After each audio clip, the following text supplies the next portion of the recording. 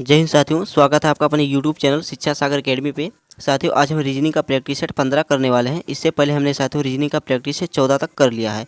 तो जितने student channel पर नए हैं तो पहले वो क्या करें, वो चैनल के अंदर जाएं और 1 से लेकर के 14 तक का रीजनिंग का प्रैक्टिस सेट जरूर देखें। इससे क्या होगा साथियों, जब आप सीरियल वाइज रीजनिंग का प्रैक्टिस सेट देखे रहेंगे तो आपको वीडियो रीजनिंग का प्रैक्टिस जो 15 वाला है, ये आपको बहुत ही बढ़िया समझ में आएगा।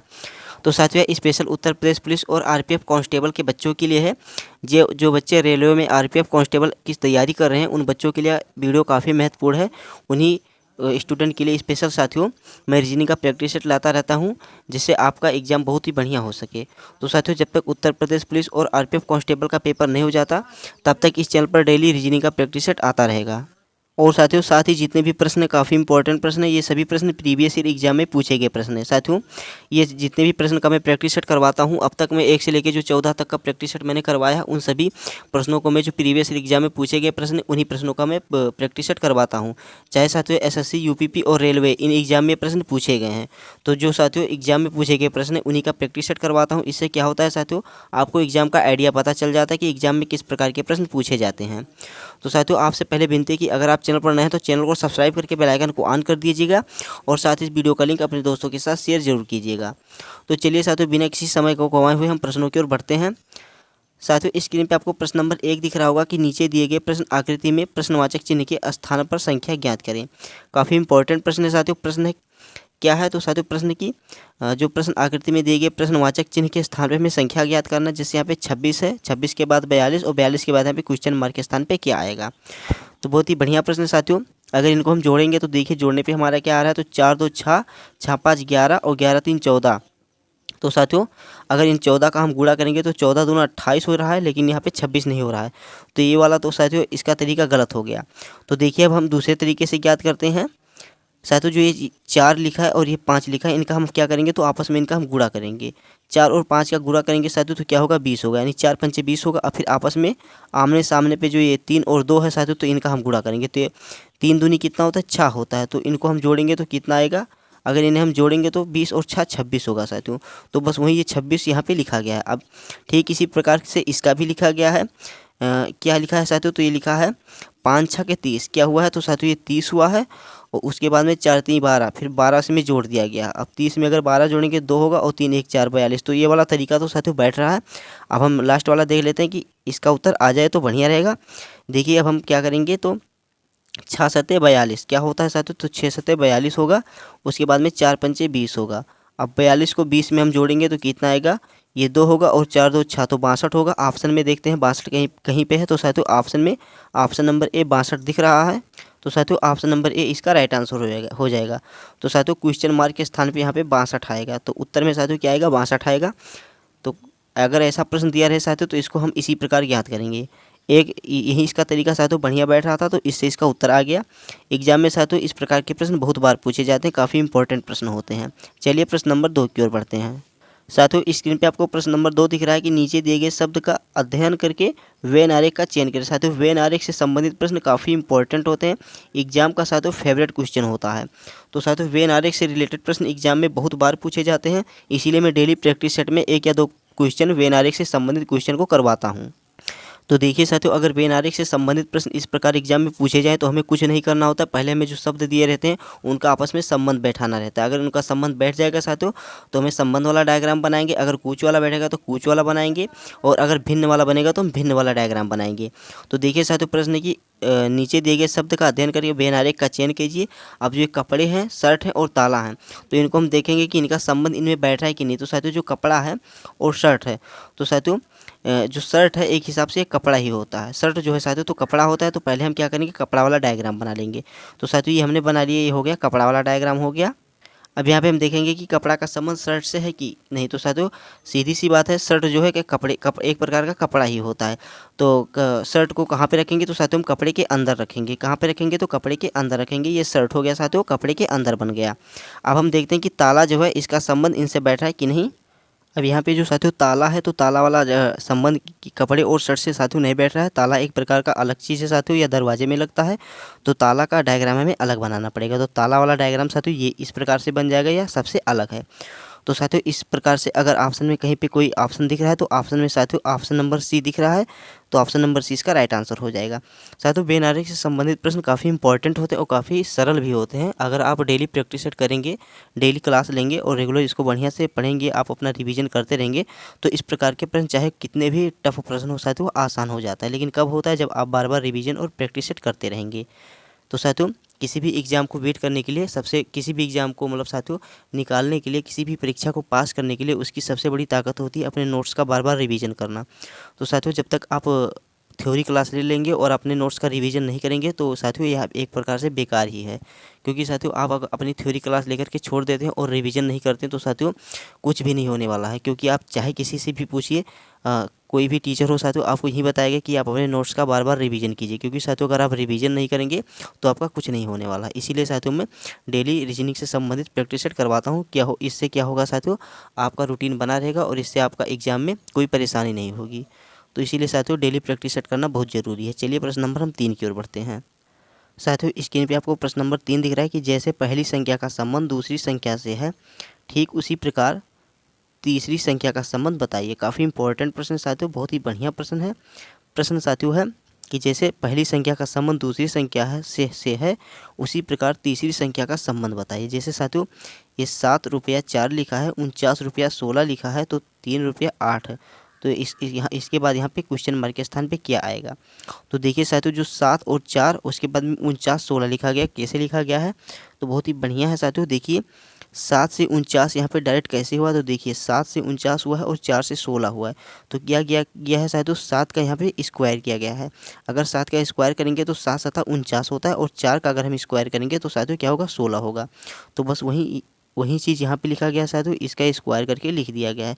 तो ठीक इसी प्रकार अब हम देखते हैं कि 3 का स्क्वायर क्या होता है। तो साथियों अगर हम 3 का स्क्वायर करेंगे तो 3 का साथियों स्क्वायर होता है 9 होता है और 8 का स्क्वायर होता है साथियों 64 होता है। तो 8 का स्क्वायर 64 होता है। तो ऑप्शन में देखते हैं कि 9 रुपया 64 कहाँ पे है, तो ऑप्शन में ए भी है साथियों और ऑप्शन में बी भी है। तो कई स्टूडेंट क्या करेंगे, वो ऑप्शन नंबर ए पे टिक करके चले आएंगे, लेकिन ऑप्शन नंबर ए साथियों इसका गलत हो जाएगा। क्या होगा, क्यों होगा साथियों, इसका option number B right answer होगा। क्यों होगा, देखिए किसी भी चीज़ का अगर हम स्क्वायर करेंगे, मान लीजिए हम 1 का स्क्वायर करते हैं तो 1 का स्क्वायर साथियों 1 ही होता है। लेकिन अगर हम उसको शुद्ध रूप से लिखा जाए तो 0 1 लिखा जाएगा, क्योंकि 1 का स्क्वायर 0 1 होता है। किसी भी अंक के आगे अगर साथियों कोई भी चीज़ लिखना हो तो अगर 0 लगा देंगे तो बहुत ही बढ़िया से उसका उत्तर आएगा, उसका मतलब अंक बढ़िया से बैठेगा। तो इसीलिए साथियों 0 बहुत ही इंपॉर्टेंट होता है। एग्जाम वाला आपको क्वेश्चन बचाने के लिए इसी प्रकार देगा, 2 ऑप्शन यानी 49 और 64 दे दिया है। तो कई बच्चे क्या करेंगे, वो ए पे ही टिक करके आएंगे, लेकिन ए वाला गलत हो जाएगा साथियों। तो क्या होगा, 0 रुपया हो गया साथियों और ये हो गया 64। तो ऑप्शन नंबर बी इसका राइट आंसर होगा साथियों। इस प्रश्न के हिसाब से ऑप्शन नंबर बी इसका सही उत्तर है। चलिए साथियों प्रश्न नंबर 4 की ओर बढ़ते हैं। साथियों स्क्रीन पे आपको प्रश्न नंबर 4 दिख रहा है कि निम्नलिखित प्रश्न में नीचे दी गई आकृति में साथियों वर्ग की संख्या ज्ञात कीजिए। काफ़ी बढ़िया प्रश्न है। प्रश्न की निम्नलिखित प्रश्न में नीचे दी गई आकृति में वर्त की संख्या ज्ञात कीजिए। अब साथियों जो ये वर्त दिया गया है इनको हमें ज्ञात करना है कि कुल कितने वर्त हैं। तो एक क्या करें, इनको हम आपस में पहले गिन लेते हैं। तो पहले साथियों हम यहाँ से स्टार्ट करते हैं। ये होगा 1 2 3 4 5 6 7 8 9 10 11 12 और 13। टोटल साथियों कितना बना, तो टोटल हमें 13 वर्त प्राप्त हुए। तो ऑप्शन में ऑप्शन नंबर सी मिल रहा है साथियों। ऑप्शन नंबर सी इसका राइट आंसर हो जाएगा। 13 वर्त हैं साथियों। बहुत ही आसान प्रश्न था, बहुत ही बढ़िया प्रश्न था साथियों। इस प्रश्न के बारे में आप कमेंट बॉक्स में जरूर बताइएगा कि प्रश्न कैसा था। चलिए प्रश्न नंबर 5 की ओर बढ़ते हैं। साथियों स्क्रीन पे प्रश्न नंबर 5 है, बहुत ही बढ़िया प्रश्न है साथियों। यदि पी का अर्थ भाग है, टी का अर्थ जोड़ है, एम का अर्थ ऋण है और डी का अर्थ गुणा है, तो निम्नलिखित का मान क्या होगा। अब साथियों जो पी का अर्थ भाग है, टी का अर्थ जोड़ है, तो जो यहाँ पे अंक दिया गया है अल्फ़ाबेट में, हमें उसका अंक का उस अल्फ़ाबेट का हमें उसका वो कोड लिख देना है। इसी प्रकार से हमें इसका उत्तर ज्ञात करना है। तो यहाँ पे साथियों क्या है, 12 है, तो हम यहाँ पे पहले लिखेंगे 12 लिख लेते हैं। अब 12 है तो यहाँ पे फिर यम है, तो यम का कोड हमें क्या दिया गया है साथियों, यहाँ पे लिखा है यम, यम का अर्थ है ऋण। तो ऋण यानी साथियों माइनस लगाएंगे, उसके बाद में हम क्या लिखेंगे, तो 12 लिख देंगे। उसके बाद में देखेंगे कि डी का अर्थ क्या है, तो साथियों डी का अर्थ यहाँ पे आपको दिया है गुणा, तो डी का अर्थ गुणा कर देंगे। उसके बाद में हम देखेंगे यहाँ पे हम 28 लिख देंगे। अब देखेंगे पी का अर्थ क्या है साथियों, तो पी का अर्थ है भाग, पी का अर्थ है भाग यानी डिवाइड कर देंगे। अब हम लिख देंगे यहाँ पे 7 लिखेंगे। अब टी का अर्थ देखेंगे तो टी का अर्थ है साथियों जोड़, तो टी का अर्थ है जोड़, तो हम +15 कर देंगे। अब साथियों इसको हम ज्ञात करेंगे, तो पहले हमें ज्ञात करने के लिए क्या करना पड़ेगा, तो हमें सबसे साथियों पहले क्या करेंगे, तो इसका भाग करेंगे, क्योंकि इसका तरीका क्या बैठेगा साथियों, भाग जोड़, यानी भाग गुणा जोड़ घटाना। पहले भाग करेंगे, फिर गुणा करेंगे, फिर जोड़ करेंगे, फिर घटाएंगे। तो अगर हम 28 भागा 7 करेंगे तो साथियों क्या आएगा, 7 एकम 7 होगा और 7 चौके 28 होगा। तो साथियों 4 प्राप्त हुआ हमें, तो 12 लिखेंगे माइनस 12 गुणे 4 प्लस 15।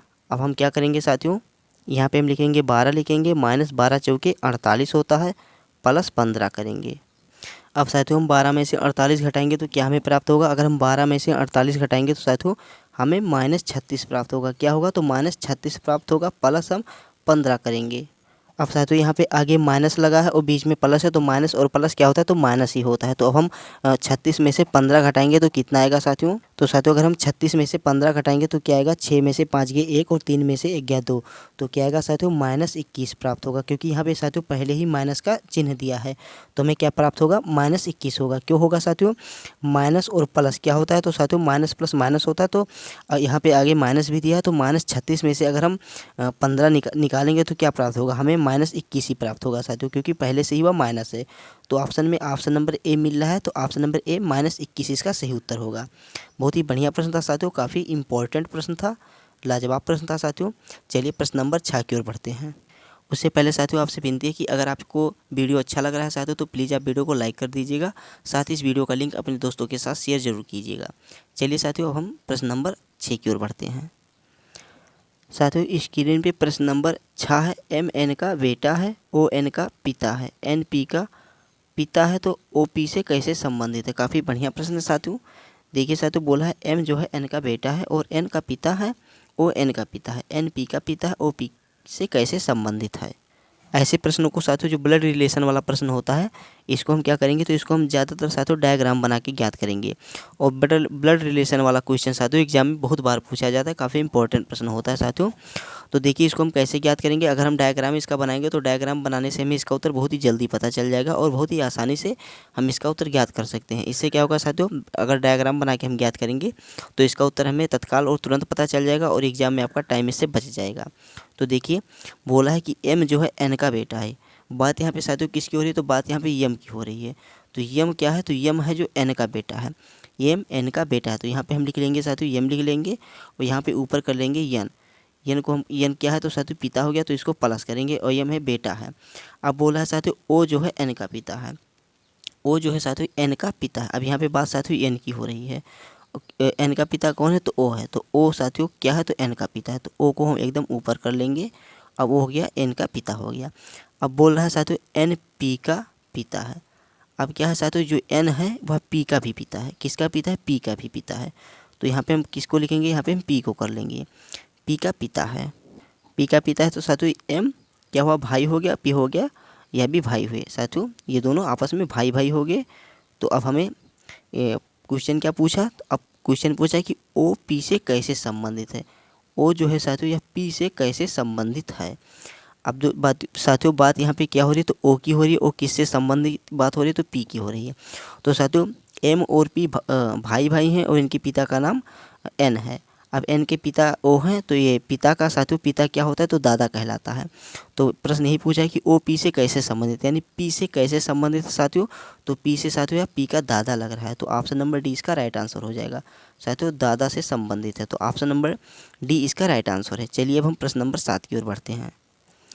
साथियों स्क्रीन पे आपको प्रश्न नंबर 7 दिख रहा है कि निम्नलिखित विकल्प में से एक विषम संख्या का चयन करें। काफ़ी इंपॉर्टेंट प्रश्न है, काफ़ी बढ़िया, काफ़ी लाजवाब प्रश्न है। प्रश्न है कि निम्नलिखित विकल्प में से एक विषम संख्या का चयन करें।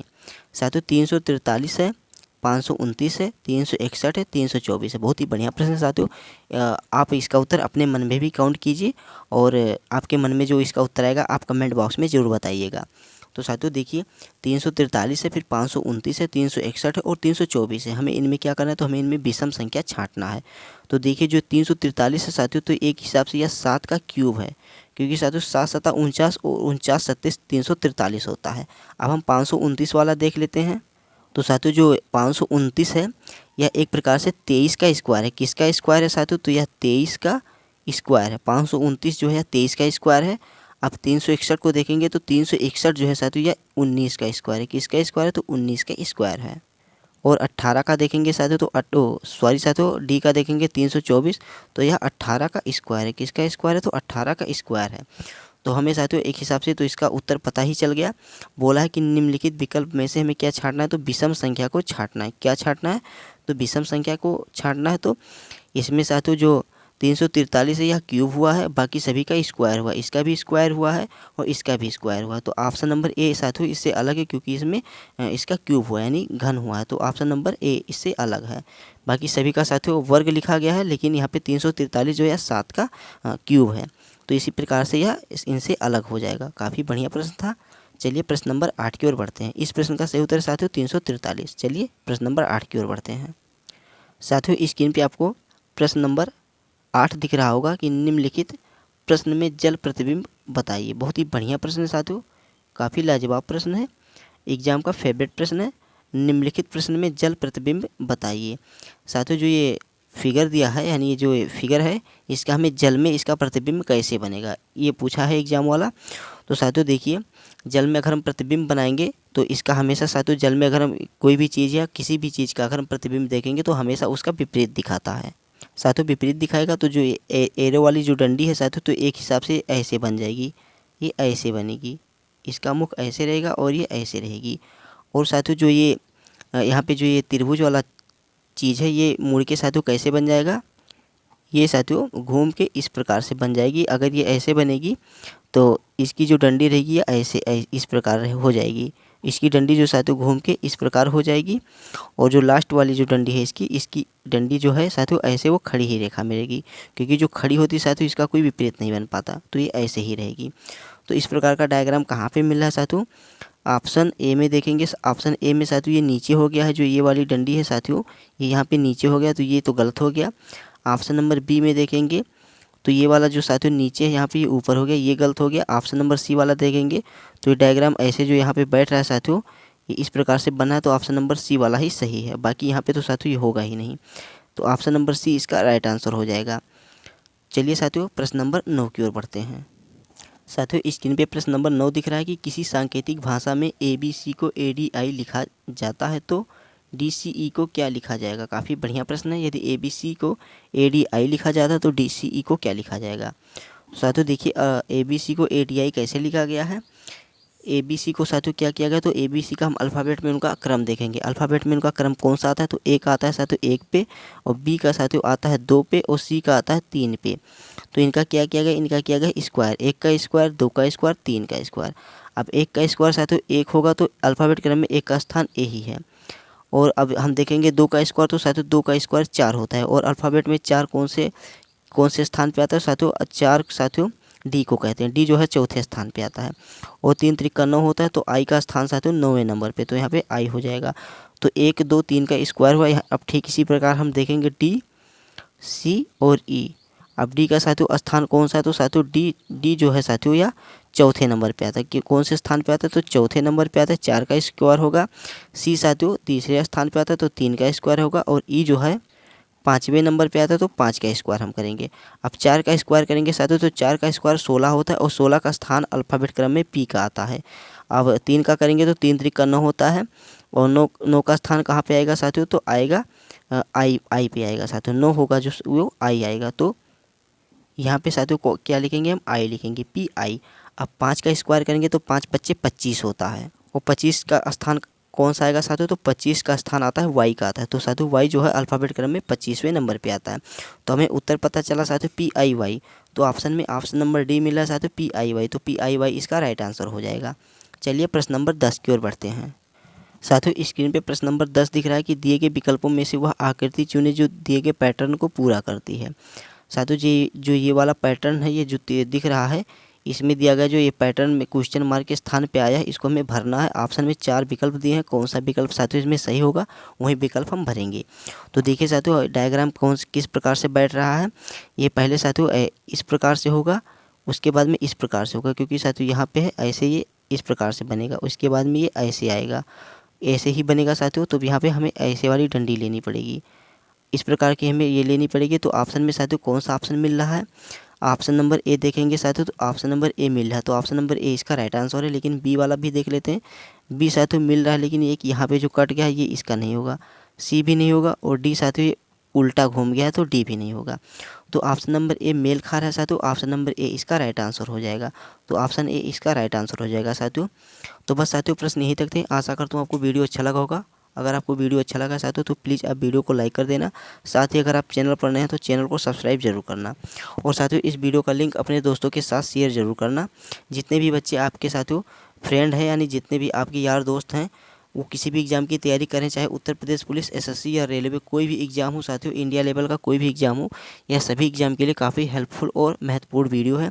तो उनके पास साथियों क्या करना, आप वीडियो को शेयर कर देना, क्योंकि साथियों किसी का भला करने से हमारा भला होता है। और साथियों अगर आप वीडियो को शेयर करेंगे तो मुझे इससे क्या होता है, मुझे मोटिवेशन मिलता है, मैं और अच्छे वीडियो लेके आता हूँ। इससे साथियों मुझे अच्छा लगता है जब आप लोग वीडियो को शेयर करते हैं, ज़्यादा से ज़्यादा लोग चैनल पर आते हैं और वीडियो को देखते हैं, तो मुझे अच्छा लगता है और अच्छे वीडियो बनाने की मुझे प्रेरणा मिलती है। इससे क्या होता है साथियों, मुझे एक प्रकार से उत्साह मिल जाता है कि हाँ मेरे चैनल पर बच्चे आते हैं और वीडियो को देखते हैं, तो यानी मुझ पे विश्वास करते हैं। इसीलिए साथियों मुझे थोड़ा अच्छा लगता है और मुझे थोड़ा एक प्रकार से मोटिवेशन ही, यानी अपने अंदर एक ऊर्जा आती है कि मैं और अच्छा वीडियो लेके आऊँ। तो प्लीज़ साथियों आप चैनल पर नए हैं तो चैनल को सब्सक्राइब कर लेना और वीडियो का लिंक अपने दोस्तों के साथ शेयर ज़रूर करना। तो चलिए साथियों मिलते हैं कल वाली हम प्रैक्टिस सेट में। कल हम प्रैक्टिस सेट 16 करने वाले हैं। आज हमने रीजनिंग का प्रैक्टिस सेट 15 किया। और साथियों इससे पहले साथियों मैंने 1 से लेकर 14 तक रीजनिंग का प्रैक्टिस सेट हमने कर लिया है। तो आज साथियों रीजनिंग का प्रैक्टिस सेट 15 किया हमने, कल रीजनिंग का प्रैक्टिस सेट 16 करेंगे।